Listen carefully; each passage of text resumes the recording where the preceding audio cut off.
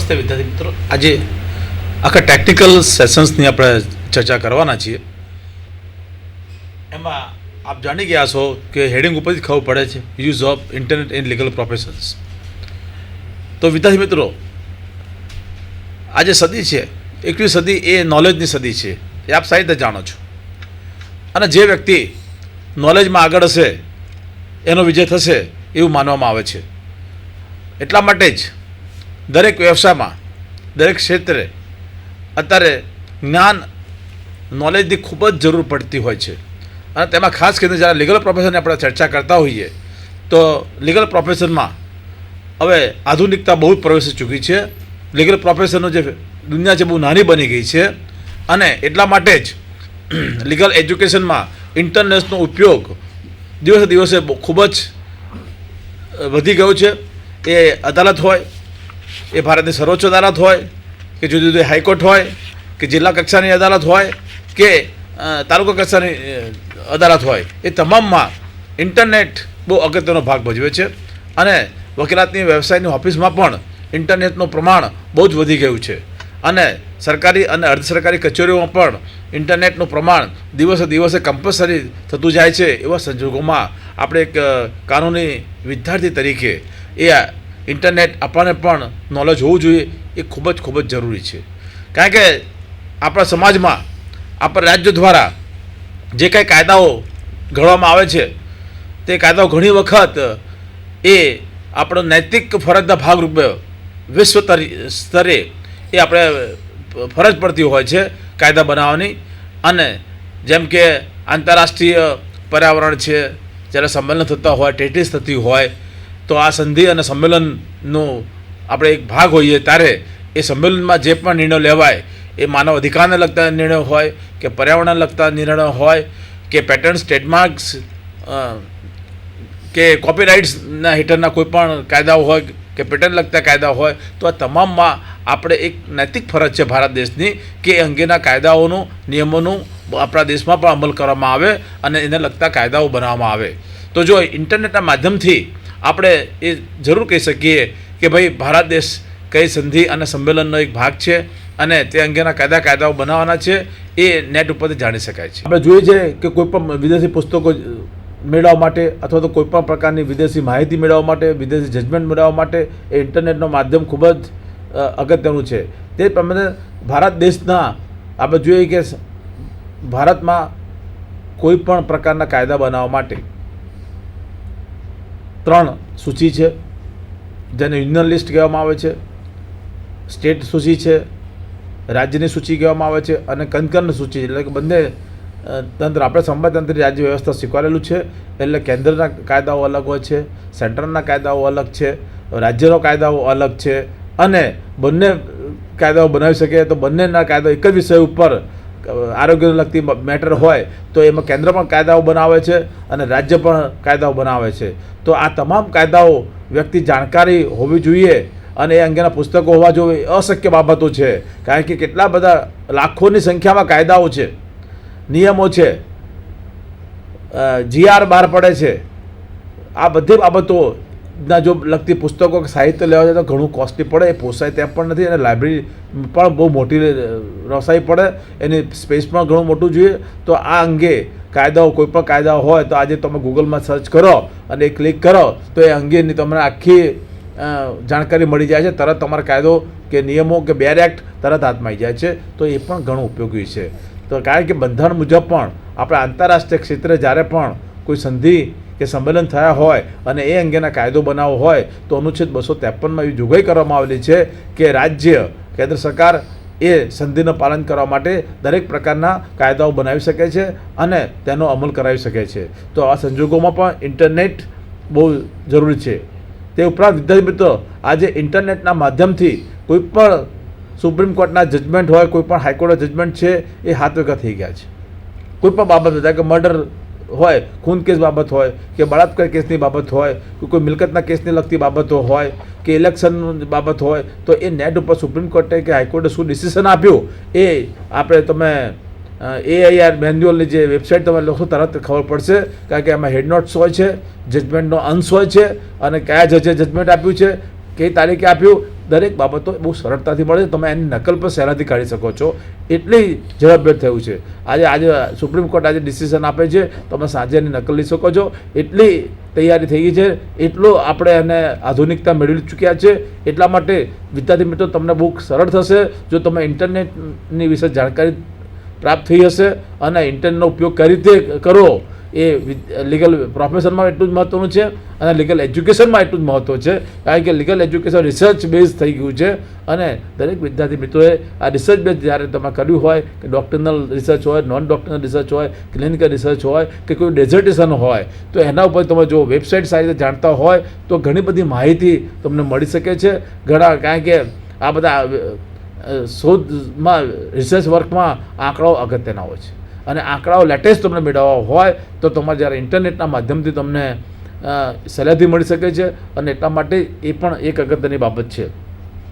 અને તે ઉપર કયા કોર્ટમાં ક્યારે કેસ ચાલે છે, પિટિશન કોર્ટ છે, રિસ્પોન્ડન્ટ ક્યારે છે, આ બધી બાબતો હવે બહુ સરળતા થઈ છે. કઈ મુદત પડી છે, આજે કેસની મુદત હતી તો એમાં શું થયું, એની લેટેસ્ટ પરિસ્થિતિ શું છે, તમામ બાબતો આજે હાથવગી થઈ ગઈ છે ઇન્ટરનેટના માધ્યમથી. અને એટલા માટે જ એ ઘણું અગત્યનું છે કે દરેક વિદ્યાર્થી મિત્રોએ આ ઇન્ટરનેટની જાણકારી મેળવવી. હવે ઇન્ટરનેટની જાણકારી કઈ રીતે મેળવવી, કેવી રીતે મેળવવી એ અંગે મારા સાથી મિત્ર આપને પ્રોફેસર સૌરવ ગોહિલ સાહેબ કહેશે અને હું એમને વિનંતી કરું છું કે આપને વિગતવાર સમજાવશે કે દરેક વેબસાઇટનો કેવી રીતે ઉપયોગ કરવો, ઇન્ટરનેટનો કેવી રીતે ઉપયોગ કર્યો તે અંગે આપને વિસ્તૃત સમજાવશે. તો હું પ્રોફેસર સૌરવ ગોહિલને વિનંતી કરું છું કે આપને આ અંગે વધારે પ્રકાશ ફેંકે. પ્રોફેસર સૌરવ ગોહિલ સાહેબ. નમસ્તે વિદ્યાર્થી મિત્રો, હું છું પ્રોફેસર શૌર્ય ગોહિલ અને એક પ્રેઝન્ટેશનના માધ્યમથી આજે આપણે કાયદાની રિસર્ચમાં ઇન્ટરનેટ કઈ રીતે ઉપયોગી બની શકે છે તે આજે આપણે જોઈશું. આજના યુગમાં જે આપણે ABCD શીખીએ છીએ એ A ફોર એપલ, હવે એપલ કમ્પ્યુટર્સ થઈ ગયું છે, B for bluetooth, C for chat, D for download અને એવી જ રીતે આખી ABCDની વ્યાખ્યા હવે ઇન્ટરનેટના યુગમાં ટોટલી બદલાઈ ગઈ છે. બિલ ક્લિન્ટને 1996માં એવું સ્ટેટમેન્ટ કર્યું હતું કે જ્યારે એ પોતે ઓફિસમાં આવ્યો as a president of United states of America, ત્યારે એ કહે છે કે ખાલી એનર્જી ફિઝિસિસ્ટ વર્લ્ડ વાઇડ વેબને ઓળખતા હતા અને હવે જ્યારે એ રિટાયર થઈ ચૂક્યો છે ત્યારે બિલ ક્લિન્ટનની બિલાડીને પણ એક ફેસબુકનું પેજ છે. એટલે આ હદ સુધી હવે ઇન્ટરનેટ પ્રસરી રહ્યું છે અને આપણે કાયદાના ફિલ્ડમાં પણ ઘણી જ રીતે સારી રીતે મદદરૂપ થઈ શકે છે. ભણતરમાં બી અને પ્રોફેશનમાં બી જ્યારે આપણે એડવોકેટ થઈ ગયા અને કોઈ બી કેસમાં આપણને મદદરૂપ થઈ શકે છે. એ કઈ રીતે થઈ શકે છે હવે આપણે જોઈશું. કોઈ પણ કાયદાના બે પ્રકારના સોર્સિસ હોય છે, પ્રાઇમરી સોર્સિસ અને સેકન્ડરી સોર્સિસ. પ્રાઇમરી સોર્સિસમાં આપણે જાણીએ તો જે કાયદાના એકચ્યુઅલ સ્ટેચ્યુટ્સ છે, જેને આપણે કહીએ ધારા, એ છે. પછી કોડ્સ, કેસીસ, એ ધારાઓની અંદર બનાવેલા રેગ્યુલેશન્સ, આ બધું જ ઓનલાઈન આપણને મળી શકે છે. સેકન્ડરી સોર્સિસ એટલે કે આર્ટિકલ્સ કોઈએ લખાયા હોય, કોઈના ઓપિનિયન્સ હોય, જેમ કે હેલ્સબેરીઝ લો આર્ટિકલ્સ હોય છે, એ બધા બી ઓનલાઈન મળી શકે છે. પણ આની ઓનલાઈન અવેલેબિલિટી થોડી ઓછી હોય છે અને ઘણી વખત એ પેડ બી હોય છે. આપણે અમુક પૈસા ઓનલાઈન ચૂકવીએ તો એ આપણને ટૂંક સમય સુધી જોવા દે આ સેકન્ડરી સોર્સિસ. ઇન્ટરનેટ પર યુઝ કરવા માટે અમુક ટેકનિક્સ જાણવી જરૂરી છે અને એના માટે થોડી ઘણી ટ્રેનિંગની બી તાલીમની જરૂર છે. કે લિંક એટલે શું? ધારો કે આપણે માઉસ કોઈ બી વાક્ય અથવા વર્ડ પર ફેરવીએ અને એ બ્લુ કલરનું એનું હાઇલાઇટિંગ હોય તો એ આપણે એ હાઇપર લિંક કહેવાય, જેને આપણે ક્લિક કરીએ તો એના દ્વારા કોઈ નવું પેજ કે જેની ડિસ્ક્રિપ્શન એ જ હાઇપર લિંકમાં આપેલી હોય છે ત્યાં એ આપણને રીડાયરેક્ટ કરે અને આવી રીતે એક પેજમાંથી બીજા પેજમાં આપણે નેવિગેટ કરી શકીએ. અને એ ગૂગલની સાઇટ પર જઈ અને ધારો કે આપણે કોઈ બી સાઇટનું થોડું ઘણું આપણને વર્ડ ખબર હોય અને ગૂગલ પર આપણે જઈને સર્ચ એન્જિનમાં ટાઈપ કરીએ તો એ એકચ્યુઅલ સાઇટને આપણને સજેશન્સ આપે કે જેના ઉપર આપણે હાઇપરલિંક પર જઈ અને ક્લિક કરીએ તો એ જે તે સાઇટ પર આપણે રીડાયરેક્ટ થઈ શકીએ છીએ. કેસ લોઝ પછી કાયદાની બુક્સ ઓનલાઈન મળી શકે છે. લો જર્નલ્સ જેમ કે AIR, GLR આ બધી જ હવે ઓનલાઈન ઘણી બધી વસ્તુઓ એ લોકો ફ્રી બી રાખતા હોય છે પોતાની વેબસાઇટ્સ ઉપર, અને તમે ઓનલાઈન સબસ્ક્રિપ્શન બી કરી શકો છો કે તમે ઓનલાઈન ક્રેડિટ કાર્ડથી કોઈ પેમેન્ટ કરો અને પછી અમુક સમય સુધી એ આપને એક યુઝરનેમ અને પાસવર્ડ બનાવી આપે કે જેના આધારે તમે એમની વેબસાઇટની બધી જ ફેસિલિટીઝ યુઝ કરી શકો છો. ડાયજેસ્ટ, કમેન્ટ્રીઝ, બેર એક્ટ્સ જેટલે કે ધારાના જે આપણે માળખા આપણે કહીએ તો એ બેર એક્ટ્સ આપણને ઓનલાઈન મળી જાય છે. સેન્ટ્રલ એક્ટ જેમ સાહેબે કહ્યું એટલે કે જે એક્ટ ભારત સરકાર, કેન્દ્ર સરકાર બનાવે છે, પાર્લામેન્ટમાં પસાર થાય છે, એ બધી જ એક્ટ્સ હવે ઓનલાઈન મળી જાય છે. ગુજરાત સ્ટેટની ધારા જે લોકલ એક્ટ્સ છે એમાં ઘણી ઓનલાઈન મળે છે, અમુક નથી બી મળતી. આપણે જે તે મિનિસ્ટ્રીની વેબસાઇટ ઉપર જઈએ તો ચાન્સીસ એવા રહે કે આપણે એ જે તે એક્ટ આપણને મેળવવી હોય તો એ મળી જાય છે. For example reserve bank of ઇન્ડિયાની આપણે વેબસાઇટ પર જઈએ તો બેન્કિંગ રેગ્યુલેશન એક્ટ, સિક્યુરિટાઇઝેશન એક્ટ, આવા બધા બેન્કિંગને લગતા કાયદાઓ RBIની વેબસાઇટ ઉપરથી મળી જાય છે. બીજા કોઈ સ્ટેટના જે જજમેન્ટ હોય, ફોર એક્ઝામ્પલ એવા ઘણા બધા પ્રેક્ટિસમાં આપણે જોઈએ છે કે ગુજરાત સ્ટેટ 1960માં એનું સ્થાપના થઈ અને ત્યારથી લઈને આજ સુધી આપણા સ્ટેટના હાઈકોર્ટના ઘણા બધા જજમેન્ટ્સ છે દરેક વિષય ઉપર, પણ એવા કેટલાય વિષયો હજી હોય છે કે જેનું ગુજરાત સ્ટેટની હાઈકોર્ટનું કોઈ જજમેન્ટ મળી આવતું નથી. અને સ્પેશિયલી જ્યાં લોકલ એક્ટ્સ હોય છે એવા ઘણા બધા મુદ્દાઓ હોય છે કે જેના ઉપર કોઈ બીજો હાઈકોર્ટનો એક્ઝિસ્ટિંગ પ્રેસિડેન્ટ માટે યુઝ થઈ શકે તેવો કેસ અવેલેબલ નથી હોતો. તો તેના માટે જો આપણે કોઈ બીજા હાઈકોર્ટ, કોઈ બીજા સ્ટેટના હાઈકોર્ટના જજમેન્ટને આપણે શોધી અને સાઇટ કરીએ તો એ આપણી હાઈકોર્ટ એને કન્સિડર કરતી હોય છે અને એવી વસ્તુઓ આપણે ઓનલાઈન શોધી શકીએ છીએ. અહીંયા મેં આપને બે વેબસાઇટ્સ આપી છે, www.indianqanun.org અને airwebworld.com. indianqanun.org એક એવી વેબસાઇટ છે જે અત્યારે મેં પર્સનલી યુઝ કરેલી છે. બહુ જ ડિટેલ્સમાં તમને આખા કન્ટ્રીના બધા જ હાઈકોર્ટ્સ તથા સુપ્રીમ કોર્ટના જજમેન્ટ્સ ફ્રી ટેક્સ્ટથી સર્ચ કરવા દે છે. ફ્રી ટેક્સ્ટ એટલે શું કે એની વેબસાઇટ, ધારો કે આપણે indianqanun.org અત્યારે ખોલીએ તો એ વેબસાઇટની ઉપર એક ટેક્સ્ટ બોક્સ આપેલું હોય છે.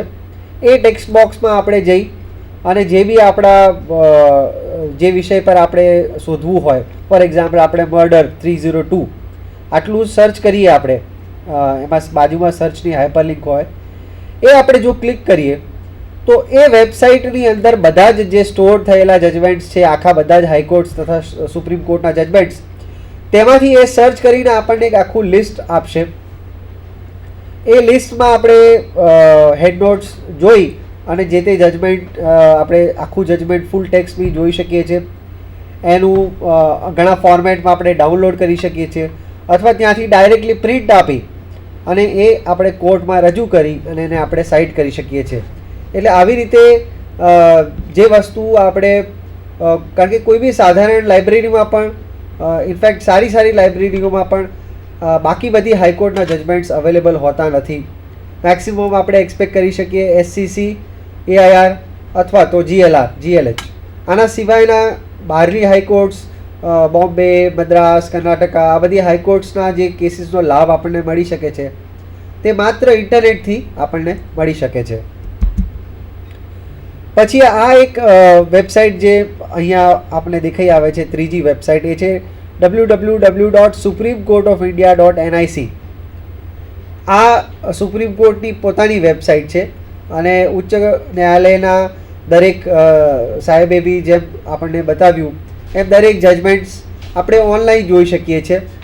જે તે જેમ એક દિવસનું એ ફીડ થતું જાય તો લેટેસ્ટ જજમેન્ટ આપણે ડાયરેક્ટલી ડાઉનલોડ કરી શકીએ છીએ અને એનું પ્રિન્ટ કાઢી અને આપણે જે કોર્ટમાં પ્રેક્ટિસ કરતા હોય તે કોર્ટમાં એનો યુઝ કરી શકીએ છીએ.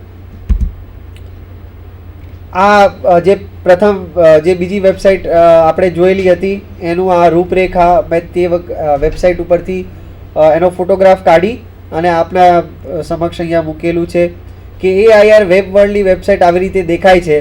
હવે અહીંયા આપણે જોઈ શકીએ છીએ કે અલગ અલગ સર્ચ કઈ રીતે કરવું એના બોક્સીસ આપ્યા છે, જેમ કે સાઇટેશન સર્ચ, એટલે કે તમને ધારો કે ખબર હોય કે મારે 2008 3 SCC પેજ 356 જોવું છે, તો એ જે તે સાઇટેશનમાં આપણને ઓપ્શન્સ આપશે અને એ આપણે સાઇટેશન અંદર નાખીએ, ફીડ કરીએ તો એ આખું જજમેન્ટ આપણને બહાર આપશે જોવા માટે, ડાઉનલોડ કરવા માટે અને પ્રિન્ટ કાઢવા માટે.